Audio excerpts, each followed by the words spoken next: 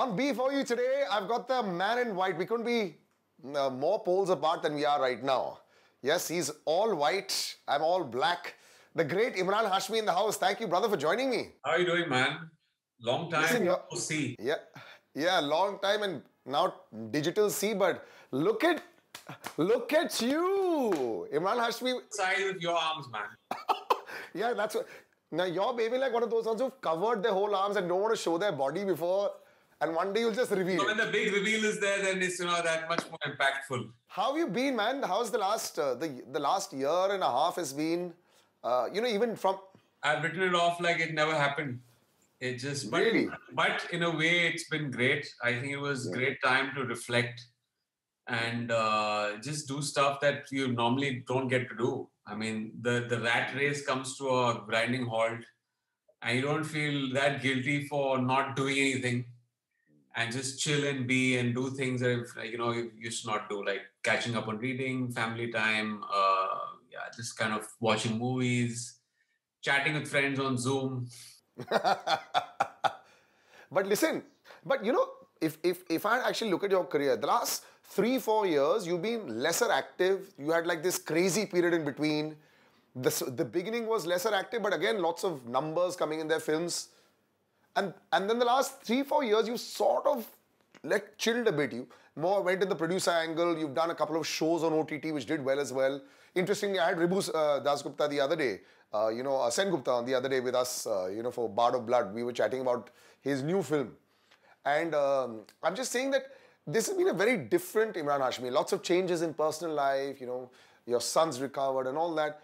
Are you now looking at the next, say, 5-10 years where you suddenly say, I'm going to be producing, acting, this, that, because the new zone that is out there, almost everyone's like handling OTT and film and even now music videos all together.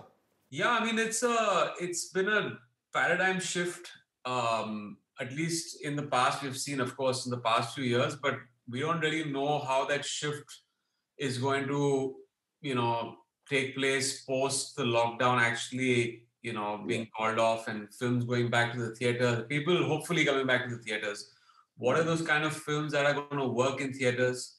Other films that used to work in theaters before going to eventually, make people come back to the halls, or is it only going to be tent-pole films, which are big budget films and spectacle films, where OTT is a clear, distinct, high concept, small, medium budget, medium, and the big screen is for the big stars, ensembles, big budget films. So we don't really know which way that's headed, but there definitely have been huge changes. I mean, for me, just kind of taking that OTT route with Netflix was a change, because I just wanted to do something different. I was just kind of,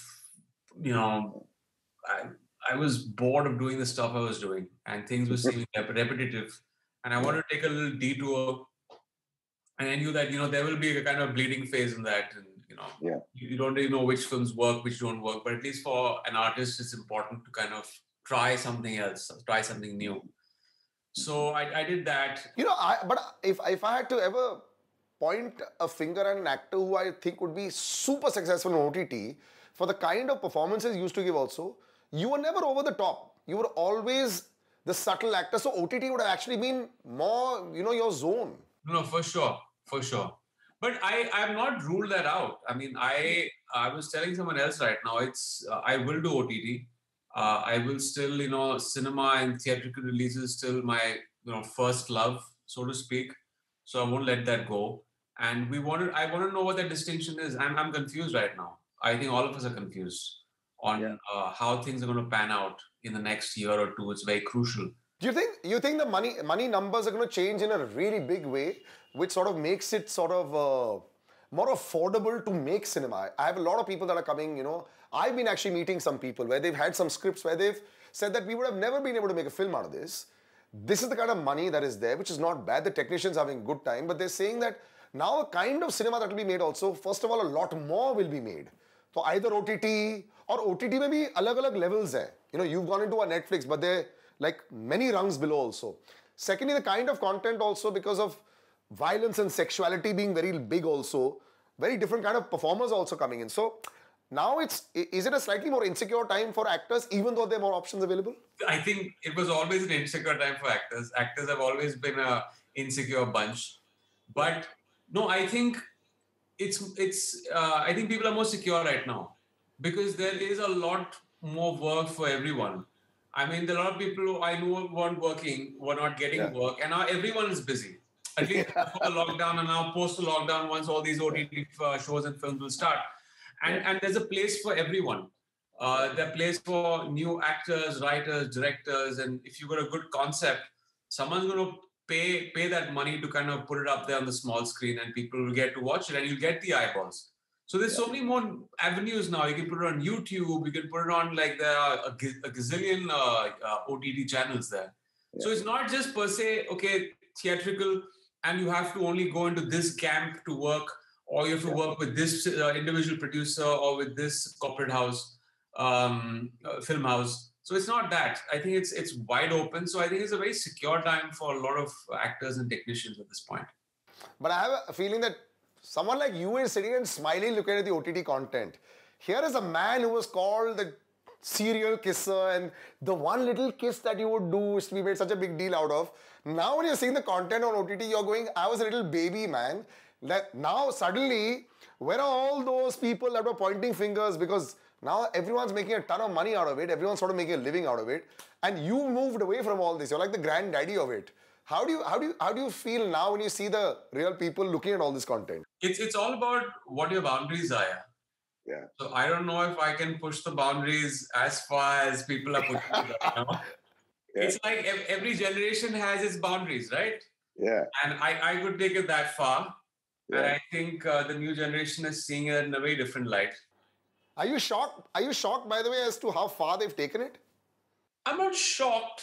I don't know if that's my thing. I don't know. I never say never. It's not like I'm a prude and I'll say no to everything because they've gone that far ahead. But I think, for a lot of shows, it's just, I don't know. Not that it was not for my films, but it's there for effect. Yeah. But I don't know. Let's see which way that goes. I think the first round of OTT films and shows were just for effect because यहाँ censorship नहीं चलता है, तो लगे रहो. Means let's go all out. Let's just open up the floodgates.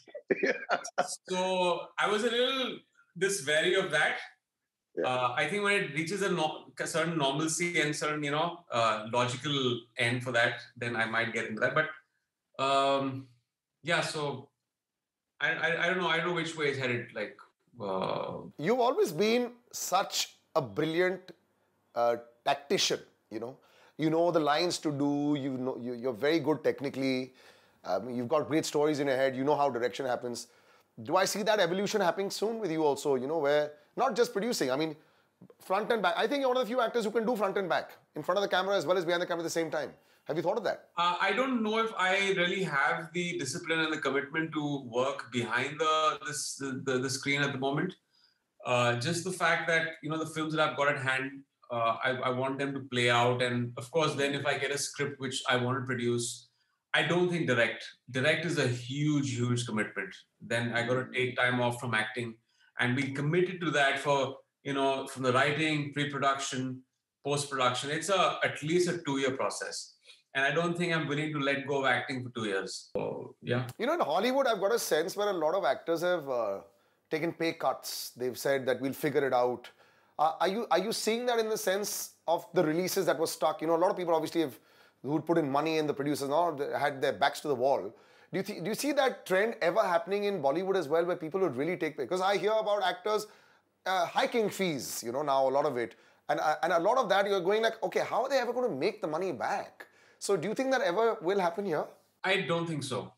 I think the monies that are coming, the way they're coming in through OTT platforms and all, I don't think there's a need for that pay cut just as yet. Okay. We'll have to just see what the theatrical revenue and what that entails once the theaters open up.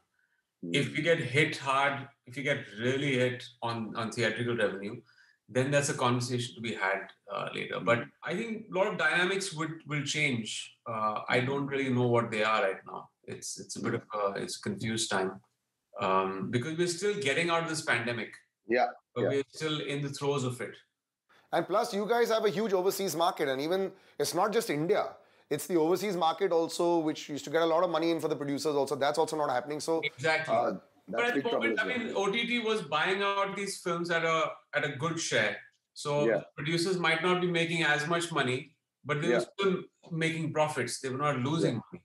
Yeah. So the question of pay cuts didn't arise because they've already completed projects and they kind of said, okay, we'll kind of minimize our risk and we'll just give it off and release OTT, because OTT was coming and buying stuff because they also made so many more subscriptions during the lockdown period that they felt that they will, have the spending power.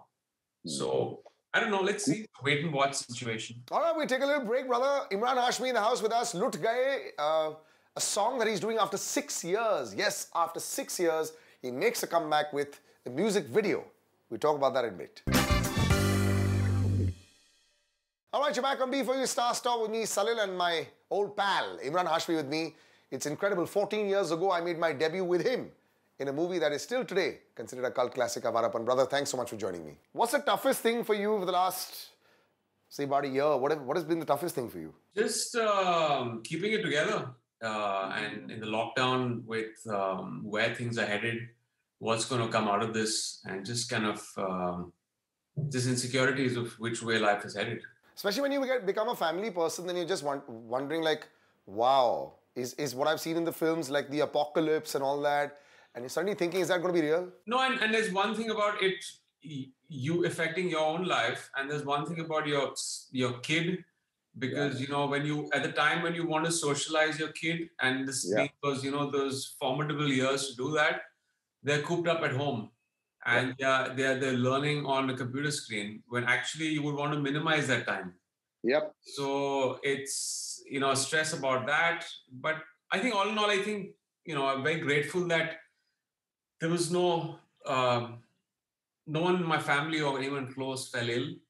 I know people outside had it really hard. There were a lot of people who've fallen ill, and it's just been hell out of just people losing their jobs.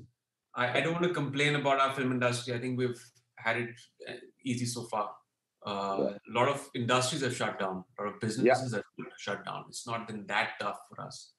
But let's see. Time will tell. Now also, you're coming back to a time where there was a time, I remember we had long discussions about this.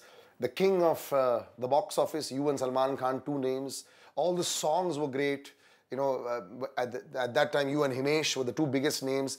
People used to think that you were singing the songs as well. So you've always had this great, this chemistry with the audiences that I've always seen you as the song king. And that's why you doing a music video, I would have thought that, I know that you're coming back with one. You did one with Mithun as well. But I would have thought that this would have been like second nature to you and you would be doing a lot of this. So any particular reason why suddenly you said, all right, let's get back into it now? I didn't want to do too many music videos. I didn't want it to be an overkill. I mean, I did the first one in 2015 with Amal and Arman and produced by Bhushan Kumar. And it's just that in the lockdown, he made me hear this track in June. And he said that, would you want to shoot a music video on this? And I jumped at the idea because I loved the song. Just the songs that I had got in the past 6 years between Main Rahu Na Rahu and Lut Gaye were good. But according to me, in my humble opinion, I don't think they were up there on a kind of chartbuster level. But when I got Lut Gaye, I was like, okay, let's do this. And I shot for 2 films after lockdown opened up, and we shot this song in Jan. Edited it quickly, and we put it out. So it was really quick. And Bhushan Kumar has been on this spree. It's almost like they're shooting a music video, putting it out there. And what has actually surprised me is the scale of shooting of all the songs, I mean, you would have assumed that, you would have sort of brought it down a bit, considering the situation. No, every song has been like a film. So have you been surprised by the scale that he's been shooting with? No, I wasn't surprised by the scale because I've been seeing the music videos that he's been shooting. And also the one I was part of in 2015 was quite elaborate. I mean, the number of days that we shot and stuff. And I know Vinay and Radhika have always done products that are aesthetically very nice. So rest assured, I knew that visual representation of the song, which is already great, would be phenomenal with both of them coming on board. So, all those boxes were checked, and I was like, okay, let's get down to shooting this. We shot this for 4 days in some very nice locations in Mumbai, and they're very picky and choosy about the locations they shoot in. Like we made sure we shot in the Taj Palace for 2 days when Taj has not given the hotel out to anyone after the attacks, after the Mumbai attacks. As the first shooting, yeah. Wow. The dome ballroom Yeah. suite that we shot in and their banquet hall. So it's given that feel, it's given that very retro feel, and that was only possible from their whole own aesthetic, thing that they've had for it. So yeah, it was good fun, a lot of work, but I think it shows on screen and makes a good watch. You also get a girl who's walking into this scenario, brand new, suddenly sees Imran Hashmi. Do you like sort of break the ice? Have you got like a ritual now? I kind of learned that ritual way before because I've worked with so many newcomers. And she was obviously, my reputation precedes me. They expect the worst, but then they realize that, it's a film set and, I'm nothing close to that. And But you're also very sarcastic about it. It's not like you just come with open arms. I know how you are. no, I was easy with her because she was very scared the first day. Was she scared of you or just like the setup? No, just generally about just the first day. I mean, the song of this nature and facing the screen and stuff. I mean, that happens to all of us when we face the camera for the first time. So, but she was good then. I mean, the first day she was very good. She from the word go, she got it spot on, and she's done well for herself. By the way, what'd she say about your favorite film? Did she come and say, "I love this film of yours and that film of yours"? That's a small talk. She actually spoke about Jannat. And really? She said that she saw it when she was in school. And I was like, how old am I? That was one of the most, that hairstyle that was in that film was not one of the best hairstyles that you had. Wasn't. No, not the flattering ones. Yeah. Interestingly, I was at a restaurant on Saturday, and this girl comes to me by a table. Yeah. And there was loud music, and she said that, do you remember me? And I heard daughter. I'm your daughter. Oh, like, what? I was like, my entire life flashed in front of me. I was like, what? You're my daughter? So turned out what she's trying to say is that I was your daughter in the film The Train. It's become big. And I'm like, shit, how old am I? Yeah? I'm like, listen, I think that you're looking in the best shape that you've ever been in. And so what is the screen treatment that you've been up to, man? You got to let the world know. I shampoo my face. Yeah. You should try it. But the year has been very tough for a lot of people, physically, mentally. And you're somebody who's, even discipline-wise, you've always been very disciplined. So have you like set up a routine and not broken from that routine? Because I'm even more disciplined now because I had the time to kind of mentally prep for that, and there was no work, so I mentally prepped that this is what I'm going to do after lockdown ends, and enough time to think about it. So I just got my diet and workout regime and just stuff in order, like never before. I mean, I was fit before, but I want to take it to the next level now. I've always wanted to ask you this. You never had to look at over your shoulder for so many years of your life because you always had so much there. You always were one of the few actors, and off late we've seen that Akshay Kumar. One's done, the next one's ready and on. But now it's so many actors out there that are getting a chance to show their chops. Somewhere inside, does that competitive spirit also, kya wo jaag uthta hai inside Imran Hashmi? Not because of other actors doing it, not because of the new lot coming in. I mean, that definitely keeps you on your toes. But it's your own creative thirst. It's your need and want to do something different and to engage your audience with that. To engage with the audience. It's purely that. And that's there from the first film, and it's still the same right now. And the test is that, you've done this body of work, not to get repetitive with it and just kind of try something new, try different characters, try new genres. And now is a good time because people are exploring so many different avenues and different genres. So it's a good time. Are you saying no a lot also with a lot of scripts that are coming your way and the stuff that you don't want to do at all? Yeah. So are people thinking that you're getting very nakrebaz also? Is that ever going to... I think because there's so much out there, because Yeah. there's OTT and film and there's so many more offers, and you have to filter through it. And you have to know that, okay, this is something I've done. If it's packaged in a new way, then probably it's worth your while. It also is important to see who is associated with the project. You know, will the producers, will they be able to kind of see this film through? Because a lot of, places where you can really ruin a film. Yeah, of course. And a lot of people want to they're enthusiastic about starting a film, but they don't really know how to see You it can't through. see it through. Yeah. And you can ruin it on any one of those pit stops. Yeah. It could be writing, it could be on the shooting stage, it could be the edit stage, the marketing. So you need some sensible people to back that vision, because actors are extremely vulnerable. I mean, we turn up and we give our best. Everyone else also wants to give their best, but there are too many permutations and combinations. Yeah. There are people from the business side of things who want to get creative, where they don't have a creative bone. And they mess up things. So you've got to be wary of all of those things. And I've seen that through my career. Yeah, you don't want to, like a lot of people say, it's a project. It's not a project. It's a film. It's different. It's not like you're making houses, so there's like a set pattern and a template that you can make. For sure. Yeah, exactly. A lot of people have always felt like actors like you are very saleable. So they've said कि does this happen a lot to you? Imran sir, आपको अगर हमने project में ले लिया, आपका ये share है, हम project को set up कर लेंगे. Do you ever do projects like this? Because you must have a million financiers come to you. No, I don't do that. I get those messages, I get those offers, but those are the ones you need to stay clear of, because you know that's get this in, get that in, and kind of put things together and then whip up a dish. And you can't make an exciting dish, doing those things. But it's very tempting because the money that is offered is crazy. It is, but you have. It doesn't excite you. Money doesn't excite you that much think anymore. about the money in the long run, not cut the golden goose just that one time around and then ruin things for yourself. People will forgive, a film that doesn't do well. Yeah. Because at least they see the intent behind it. Yeah. And they see that you probably faltered. Everyone falters, but they can gauge, that beimani jo hoti hai na film mein, when paison ke liye kiya hai and it's that, and now he's corrupted.